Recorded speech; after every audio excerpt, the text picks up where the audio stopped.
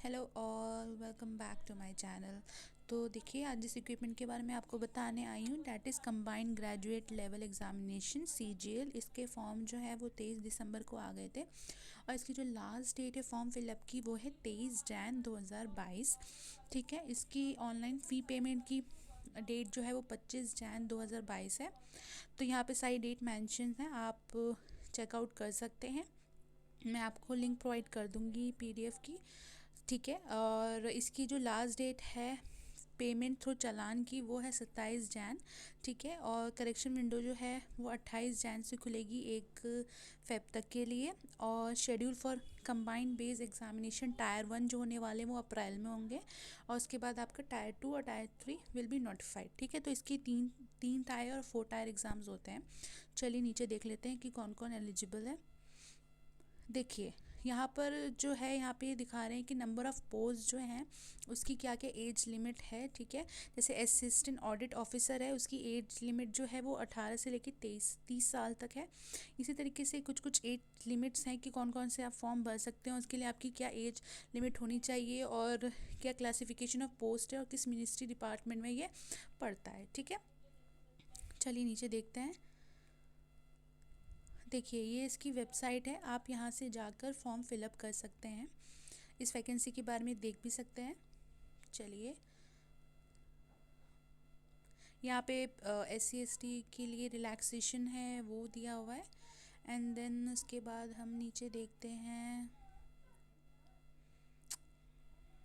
देखिए, यहाँ पे एसेंशियल क्वालिफ़िकेशन है, जो रिक्वायरमेंट है लाइक असिस्टेंट ऑडिट ऑफिसर के लिए आपकी जो एसेंशियल क्वालिफ़िकेशन है वो है कि आपका बैचलर डिग्री होना चाहिए यूनिवर्सिटी, रिकग्नाइज यूनिवर्सिटी या फिर इंस्टीट्यूट से।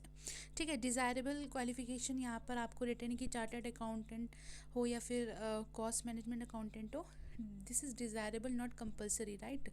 देन उसके बाद यहाँ पे जैसे पोस्ट है जूनियर स्टैटिस्टिकल ऑफिसर, तो इसके लिए आपके लिए क्या मांग रहे हैं यहाँ पे रिक्वायरमेंट। देखिए, bachelor degree in any subject from recognise university और institute with at least 60% math marks, और मैथमेटिक्स आपने 12th स्टैंडर्ड में लेवल में किया हो, या फिर आपका बैचलर डिग्री जो है उसमें एक सब्जेक्ट आपका स्टैटिस्टिक्स होना चाहिए अपने डिग्री लेवल पे।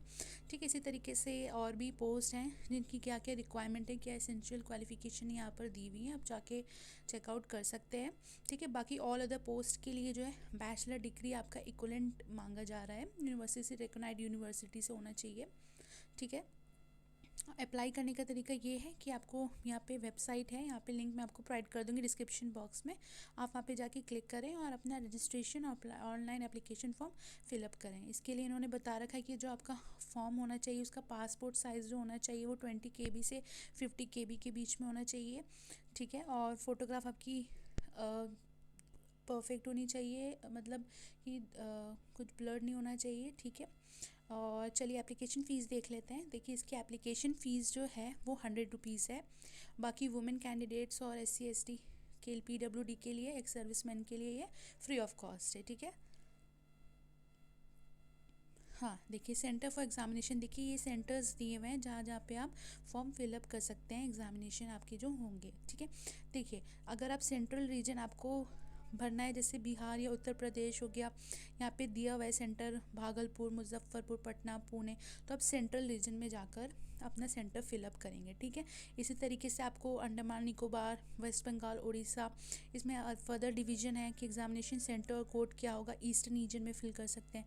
ऐसे ही यहाँ पे आपको रीजन्स दिए हुए हैं, जहाँ पे भी जिस स्टेट से आप बिलोंग करते हैं उस रीजन में जाके आप फॉर्म फिलअप कर सकते हैं अपने एग्जामिनेशन। जैसे दिल्ली या राजस्थान या उत्तराखंड से बिलोंग करते हैं तो आप नॉर्थर्न रीजन में फॉर्म फिलअप कर सकते हैं। मींस कि एग्जामिनेशन आपका उसी सेंटर पे होगा या स्टेट पे होगा जहाँ पर आप अपना टेस्ट सेंटर डालेंगे रीजन के लिए। ठीक है, चलिए देख लेते हैं स्कीम ऑफ एग्जामिनेशन। देखिए, इसके 4 एग्जामिनेशन की स्कीम्स हैं, डिवीजन है। एक तो पहला आपका कंप्यूटर बेस्ड टेस्ट होगा, फिर टायर 2 आपका कंप्यूटर बेस्ड होगा, फिर उसके बाद टायर 3 जो होगा पेन एंड पेपर मोड होगा डिस्क्रिप्टिव में, और 4 जो होगा वो कंप्यूटर प्रोफिशिएंसी टेस्ट होगा जहाँ पे एप्लीकेबल है। ठीक है, तो याद रखिएगा, एक क्लियर करिएगा तो दूसरे में इस तरीके से आप मूव ऑन करते जाएंगे। ठीक है, चलिए देखिए, जो आपका पेपर होने वाला है CGL टायर 1 Tier 2, उसका जो फॉर्मेट होगा एग्ज़ाम का वो यहाँ पे मेंशन है कि सब्जेक्ट्स जैसे हैं, जैसे आपके जनरल इंटेलिजेंस और रीजनिंग है, उसके नंबर ऑफ़ क्वेश्चन 25 होंगे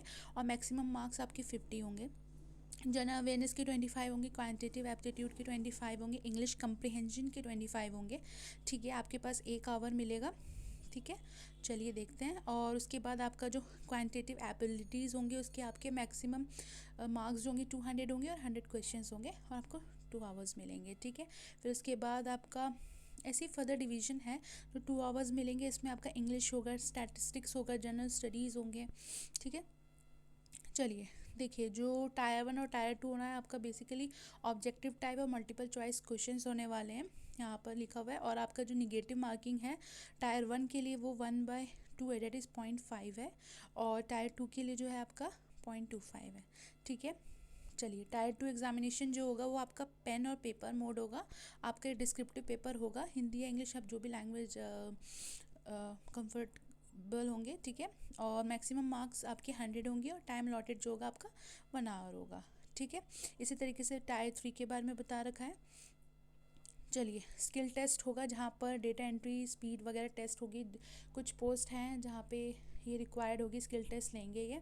ठीक है, देखिए अब सिलेबस जो है यहाँ पर इन्होंने बताया, जैसे मैंने आपको बताया जो फॉर्मेट होने वाला है एग्ज़ाम का, उसका इंडिकेटिव सिलेबस क्या होने वाला है टायर 1 के लिए।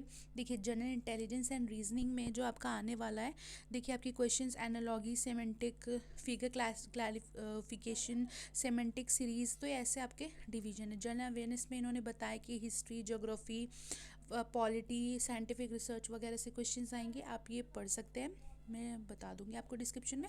और क्वांटिटेटिव एप्टीट्यूड में लाइक एल्जेब्रा हो गया, सर्कल हो गया, सिलेंडर हो गया, हेमिस्फेयर हो गया, एक्सेट्रा।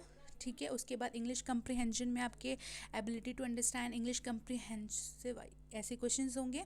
और ये फर्दर डिवाइडेड है, 10th लेवल स्टैंडर्ड के आपके ग्रामर्स होंगे। ठीक है, इसी तरीके से CGL जो एग्ज़ाम होने वाले हैं उसके टायर 2 का सिलेबस जो है उन्होंने बताया है कि पेपर 1 में जो होगा क्वांटिटेटिव एबिलिटीज़ होगा, that is further divided. And then paper 2 जो होगा वो हमारा इंग्लिश लैंग्वेज एंड कंप्रिहेंसिव पे होने वाला है। ठीक है, इसमें फर्दर है कि आपकी स्पेलिंग्स, लैंग्वेज, सिनोनिम, एनोनिम्स, ये सब देखा जाएगा। पेपर 3 स्टैटिस्टिक्स मैंने बताया था, जो ऊपर कुछ पोस्ट हैं जो स्टैटिस्टिक्स की हैं उनके लिए ये इनका सिलेबस होगा, यहाँ पे मेंशन है, आप जाके देख सकते हैं। ठीक है, इसी तरीके से फाइनेंस के लिए है, और ये इकोनॉमिक्स वगैरह गवर्नेंस का डिवीज़न दे रखा है, आप जाके देख सकते हैं क्या सिलेबस है। चलिए, स्किल टेस्ट में जो आपका डेटा एंट्री और स्पीड टेस्ट होगा उसके बारे में इंफॉर्मेशन दी हुई है, आप ये चेकआउट कर सकते हैं कि आपको 15 मिनट में कितने पैसेज को, डिप्रेशन फॉर अ ड्यूरेशन कितना टाइम में आपको लिखना है, टाइप करना है, राइट। देन बस आज के लिए इतना ही। तो फॉर्म की जो लास्ट डेट है वो बच्चों आई थिंक 23 जैन है, तो आप फॉर्म फिलअप कर दीजिएगा जल्द से जल्द। और बाकी आपकी कोई क्वेरी हो तो आप मुझे डिस्क्रिप्शन बॉक्स में बता दीजिएगा, बाकी मैं आपको PDF और इसकी वेबसाइट का लिंक प्रोवाइड कर दूँगी। अगर आपको फॉर्म फिलअप करने में कोई भी प्रॉब्लम होती है तो आप मुझे कमेंट बॉक्स में बता सकते हैं।